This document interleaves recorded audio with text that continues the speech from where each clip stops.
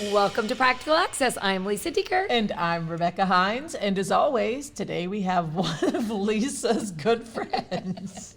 Well, I think we have a legend and a legacy in our field. We and do, somebody- but she says that everyone is her good friend every time we invite someone on. But this today's guest really is. It really is, and that's our dear friend and really mentor and role model in our field, Cathy Kea. Thank you so much for joining us, Cathy. It is my pleasure. Well, we're Lisa. excited to have you. So for those of you who don't have the privilege of knowing Cathy, she's a professor at North Carolina Agricultural and Technical State University and has just been a leader in our field for diversity and teacher preparation. So thank you again. So I'm going to start with the first question we've been asking. You know, it's the 100th anniversary of CEC, and I would love for you just to reflect on your beautiful, rich career. And what are you most proud of that you feel like has made an impact in the field to this point? Oh, that is a loaded question. And not an easy one, we know. However, what I would say, as you already know, the past 30 years, I have spent my career developing culturally responsive educators.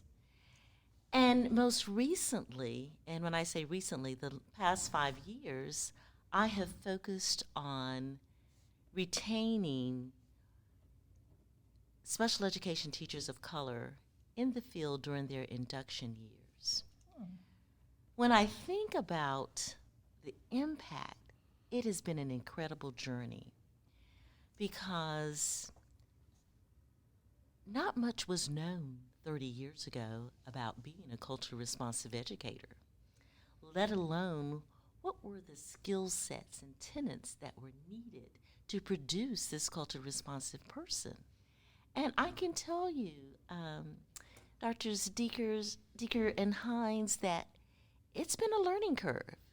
You know, we sort of felt our way through the process on what we would have wanted someone to do with us when we were a student in a classroom. When I think about our BIPOC, all these new terms today has helped me to grow in a different way too. But our BIPOC population that we serve, how do we produce culturally responsive, sustaining educators to meet their needs, to meet the needs not only of the students or learners, their families, and the communities which they dwell. So I would say my legacy to fame would be that I have produced some incredible culturally responsive educators. And I'm hoping that they're going to continue this journey and be change makers. And I believe they will, because the both of you have been impactful in their lives as well. Those that have gone on into their doctoral programs. Well, and I know that they respect and adore everything you've taught them. So we thank you for building some amazing educators in our field. So thank you for that. Definitely. And speaking of educators in our field, you mentioned teacher induction and these new teachers coming out. And how do we keep all teachers, you know, in the classroom? How do we make this more meaningful for them? When you think about culturally responsive teachers, what types of tips would you give to every young teacher, new teacher, or just teacher who's struggling with this concept? What are some ways to start thinking about what they can be doing differently? Well, you know, when my pre-service teachers leave me, I want to ensure that they know the name, the face, and the stories of the students that they serve. Mm-hmm. But how do we accomplish that? I have begun to utilize the work of Socorro Herrera, whose work with English learners speaks volumes by developing a biography-driven, culturally sustaining pedagogy. Well, how do we operationalize that? Simply creating a biography for the learner, a biography of the family, a biography of the community in which they dwell. I say if you want to know the names, the faces, and the stories of the students that you're serving, that it is critical that you begin to ask yourselves, how do I find culture in my classroom? Well, what does that mean? That means taking a look at everyone that is being served with and without disabilities in your classroom. Looking at them through a cultural lens, gender-wise, ethnicity, race, and ability-wise. So we are really asking ourselves, who are we serving along the spectrum? From our AL learners to our learners who are on the autism spectrum. What do they need, and how can we provide that? But we have to take a look at their biography. What does each of those learners bring to our table? And what do the families bring through a strengths and asset-based lens? And lastly, if we were to take a community walk and experience or examine their lived experiences, how can we utilize that information in the teaching learning process? Those would be the first tips that I would give. You must know the names. You must know the faces. And you must know the stories of the students you're serving. We somewhat couch that into building relationships. That seemed, oh my, that's very simple. But the process that I've just explained is not simple at all. It really takes intentional steps and learning. Absolutely. And we train pre-service teachers to introduce themselves to their students, and it's odd that we don't always take the same time to encourage them to learn about their students as well. Yeah, and I loved what you said about, knowing their families, because I think oftentimes when you meet a child, you make unexpected assumptions that there's two of something, or there's an educated, uneducated, and what we know from the beautiful richness of children with disabilities is all things are possible, and that's true for all of the students. So I'm curious too, if I'm a new teacher and I don't have easy access to families, either they don't come to a conference, or how do you recommend they reach out or understand that story when maybe parents too busy or parents overwhelm themselves? Got any quick tips for teachers in that regard from your great cultural lens? Absolutely. So we know from the literature, we know from the stories of our pre-service teachers, that there are two groups that they seemingly have challenges with. That would be their administrative support and working with families. And so we say to them, you cannot write off a family because they didn't respond to your email or your phone call, but rather you might want to begin to think, how do I access that family?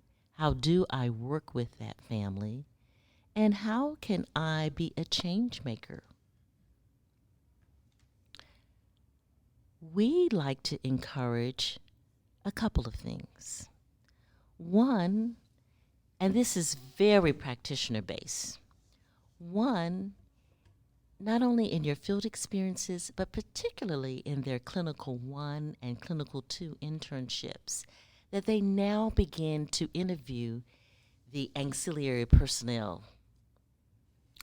What are the roles and responsibilities of the social worker, the school counselor, and all the others that you really do need to collaborate and interact with? Now let's take that to another level. In Clinical 2, we need you to accompany the social worker and or the school counselor on a home visit. Because that in itself debunks a lot of the myths. It also diminishes the level of fear that our pre-service candidates may have, and even our practicing teachers may be reticent about visiting a home setting. I believe, and we are encouraging our candidates, that you enter into that home with a positive cultural lens and leave that deficit mindset at the doorstep. And when you quickly just peer around and look at the surroundings, begin to ask yourself, how can I share and show the parent what they have is really all they need to teach their child the skills, many of those skills and concepts that I am teaching in the classroom.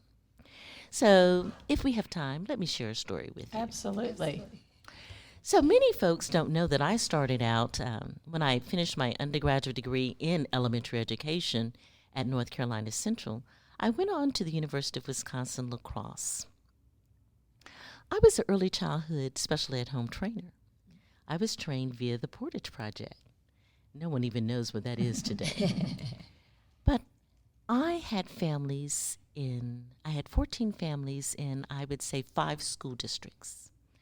And as an early childhood special ed home trainer, my job was to enter into the home and work with those parents, assess the child's needs, and assess the family surroundings, and to begin to share with them how to teach their child from birth to 5 years of age, who also had a disability, to accompany those parents on all of their doctor's visits. Well, they had never, all of my parents, none of them had ever met an African American, let alone had a conversation with one. Now, I was at a disadvantage too. I didn't know anything about dairy farmers and crops, and so I had to become culturally responsive. That means I had to learn about their cultural milieu, and I did so. When I entered into the homes, I was able to engage in small chit-chat about the crops, dairy farming, and what have you.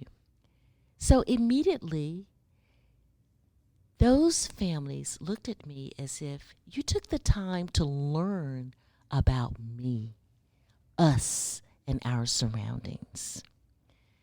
I would assess the student, and then I would share with one parent, both parents, multi-generational family members, how they could use items in the homes. We will take these utensils, we will count them. Dad, you love to fish. We will take these hooks, we will sort them with the different colored tassels. Dad, you will take them down in the pastures and have them counting the cows. We want to involve everyone. But if we don't look at the home environment as one of strength and asset. Grandmother, you go to church. Let's take that church bulletin. Let's have John circle all the B's, all the M's. We want everyone involved in the teaching and learning process. Rather than stating that this is an impoverished setting or that they don't have the children's books, let's ask ourselves, what is literacy rich in this environment? There are quilts. We can choose and talk about patterning.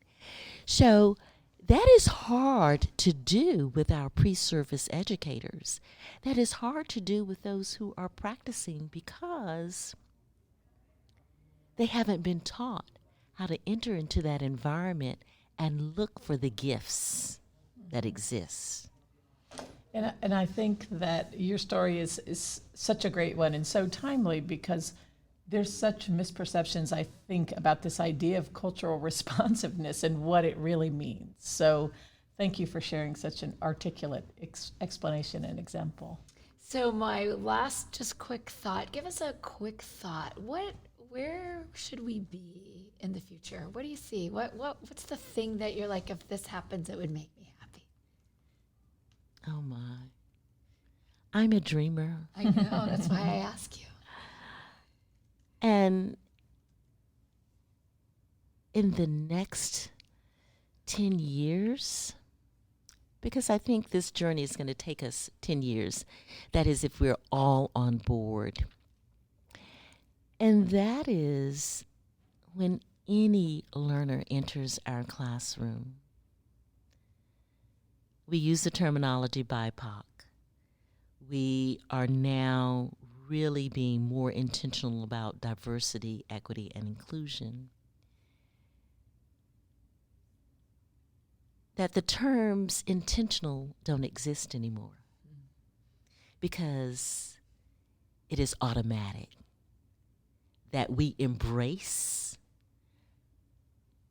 the learner, their families, and their communities without blinking an eye, and we move forward in giving them what they need